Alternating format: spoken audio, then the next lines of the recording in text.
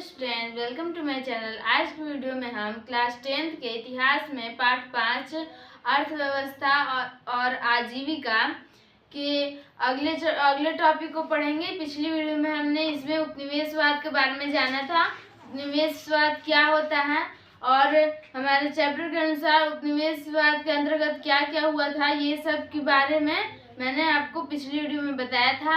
आज की वीडियो में हम भारत में फैक्ट्रियों की स्थापना के बारे में पढ़ेंगे। तो चलिए शुरू करते हैं।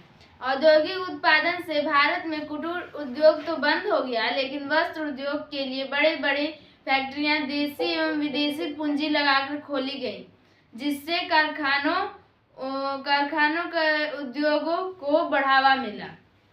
देखिए, औद्योगिक क्रांति जब आई तो हमारा जो भारत देश में कुटीर उद्योग होते थे, छोटे छोटे मतलब कम लघु स्तर पर होते थे, जो कुटीर उद्योग, जो भारत में सुंदर सुंदर वस्तुएं, उपयोगी वस्तुएं बनती थी, उन सब का उद्योग जो था वो बंद हो गया। लेकिन इससे वस्त्र उद्योग को बढ़ावा मिला और कारखाने लगातार खुलते गए।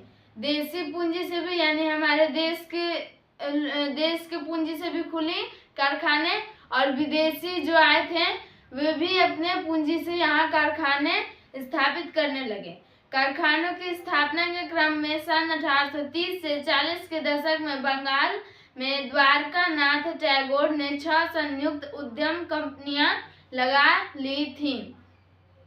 कारखाने की स्थापना के क्रम में 1830 से 40 ईस्वी का जो क्रम था, इसके अंतर्गत जो द्वारका नाथ टैगोर थे बंगाल के, उन्होंने छह जो कंपनियां थी वो खुद स्थापित की थी। सर्वप्रथम सूती कपड़े की ही मिल की नींव 1851 में बम्बई में डाली गई थी। बम्बई में सबसे पहले सूती कपड़े बनाने के लिए उद्योग का शुरुआत किया गया था। कब? 1851 में, लेकिन यह सफल नहीं हुआ था। यहाँ पारसी, गुजराती और बोहरा मुसलमान आदि जातियों के लोग सूती धागे और सूती कपड़ा तैयार करने के लिए आधुनिक कारखाने का निर्माण में लग गए थे। ठीक है। पारसी कावस जी नानाजी दाभर ने सन 1854 में पहला कारखाना निर्मित किया और तभी से इस उद्योग का इतिहास भारत में शुरू हुआ। देखिए, जो 1851 में खुला था कारखाना, वो सफल नहीं हो पाया था। फिर उसके बाद जो पारसी थे, एक मतलब पारसी जाति के थे, तो वो क्या नाम था उनका? कावस जी नानाजी दाभर, ये उनका नाम था। उन्होंने कहाँ स्थापित की थी यह तो नहीं दिया गया, लेकिन बम्बई में ही स्थापित हुई थी। 1854 में हुआ था और यह सफल हुआ था, यह कारखाना, जिससे कि सूती वस्त्रों का निर्माण होता था। ठीक है। सन 1854 से 1880 तक 30 कारखानों का निर्माण हुआ, जिसमें 13 पारसियों द्वारा बनाए गए थे। सन 1869 में स्वेज नहर के खुल जाने से बम्बई के बंदरगाह पर इंग्लैंड से आने वाले सूती कपड़ों का आयात बढ़ गया। 1869 में जब स्वेज नहर खुल गया तो उस समय जो बम्बई से कपड़े आयात होते थे भारत में, उनकी मात्रा में और बढ़ोतरी हो गई। इसके बावजूद भी सन 1880 से 1895 तक सूती कपड़ों की मिलों की संख्या 39 से अधिक हो गई।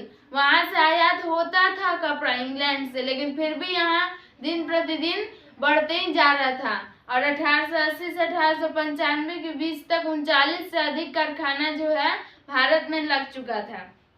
सन 1917 में कलकत्ता में देश की पहली जूट मिल एक मारवाड़ी व्यवसायी हुकुम चंद ने स्थापित की। ये भी क्वेश्चन आ सकता है कि भारत में पहली जूट मिल कब और किसने लगवाई थी? तो 1917 में सबसे पहली जूट मिल खुली थी और एक मारवाड़ी व्यवसायी के द्वारा खोला गया था। उनका नाम था हुकुम चंद। ठीक है।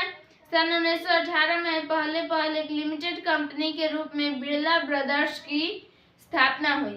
सन 1919 में बिरला जूट कंपनी और 1920 में ग्वालियर में जियाजी राव सूती कारखाना खुला। 2 कारखाने खुले 1918, 1919 और 1920 में भी।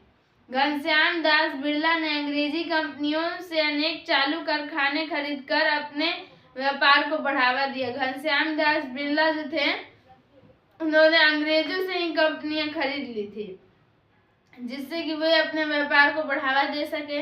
जैसे जो वो कंपनी खरीदे थे उनमें से कुछ के नाम दिए हुए हैं, जैसे एंडविल से केशव राव कॉटन मिल और मार्टिन से चीनी के कारखाने।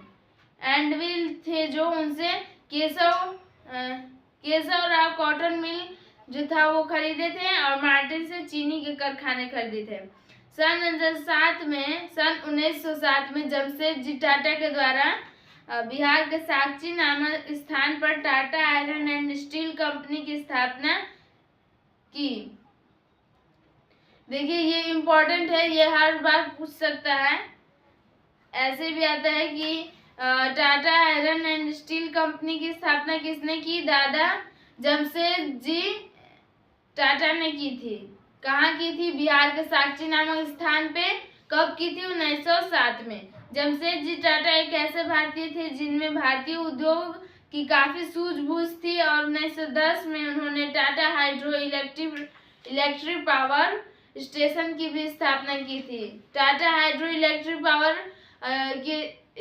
पावर स्टेशन की स्थापना कब की थी? 1910 में। किन्होंने की थी? तो जमशेदजी टाटा ने। स्वतंत्रता प्राप्ति के पश्चात लौह उद्योग में काफी प्रगति हुई। 1955 में भिलाई में, राउरकेला और दुर्गापुर में इस्पात कारखाने खोलने की सहमति रूस, पश्चिमी जर्मनी और ब्रिटेन के समझौता के आधार पर ली गई। ठीक है, अभी भारत में 7 स्टील प्लांट हैं। 7 स्टील प्लांट जो है बहुत फेमस है। पहला है Indian iron and steel company Hirapur, Tata iron and steel company Jamshedpur, Visvesvaraya iron and steel company Bhadravati Karnataka में है, राउरकेला स्टील प्लांट राउरकेला में, भिलाई स्टील प्लांट भिलाई में, दुर्गापुर स्टील प्लांट दुर्गापुर में और बोकारो स्टील प्लांट बोकारो में। तो ये सब जो स्टील प्लांट थे ये सब अभी भारत में 7 मौजूद हैं। इन्हें आप अपने बुक में भी अच्छे से समझ लीजिएगा और इसके आगे का हम लोग पढ़ेंगे नेक्स्ट वीडियो में। उम्मीद है आपको इस वीडियो में समझाई गई बातें समझ में आ गई होंगी। तो ऐसे ही टॉपिक्स को लेकर मिलते रहेंगे हम लोग नेक्स्ट वीडियो में। आज के लिए बस इतना ही। धन्यवाद।